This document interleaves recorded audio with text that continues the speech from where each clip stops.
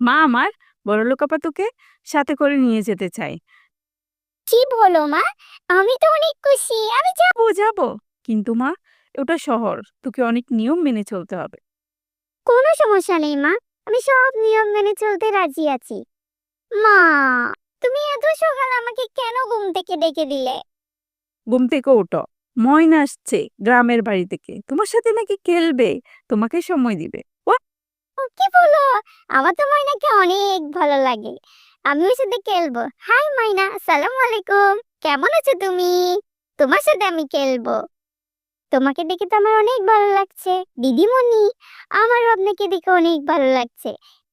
শুনো, শুধু খেললে হবে না, কাজ করতে হবে, অনেক কাজ। বাড়ি সব সময় গুছিয়ে রাখতে হবে, থালাবাটি দিয়ে রাখতে হবে, রান্নাঘর পরিষ্কার রাখতে হবে। এইভাবে ময়না পুরো দিন কেটে যায় কাজ করতে করতে। শুনছো ময়না, তোর কাজ কি শেষ হয়েছে? জি ম্যাম, আমার কাজ শেষ হয়েছে। আমার একটা কথা ছিল ম্যাম। হ্যাঁ বল, কি বলবি তুই? ম্যাম, আমি আজ 20 দিন হলে এসেছি, আমি কি বাসায় যাব না? আমার খুব বাসায় যেতে ইচ্ছে করছে। এবার এভাবেই ময়না পুরোটা দিন কেটে যায়, একা একা ছাদে দাঁড়িয়ে থাকে। আসলে ছোট বাচ্চারা ভালো খাবার, ভালো পোশাক এসবের পরোয়া করে না।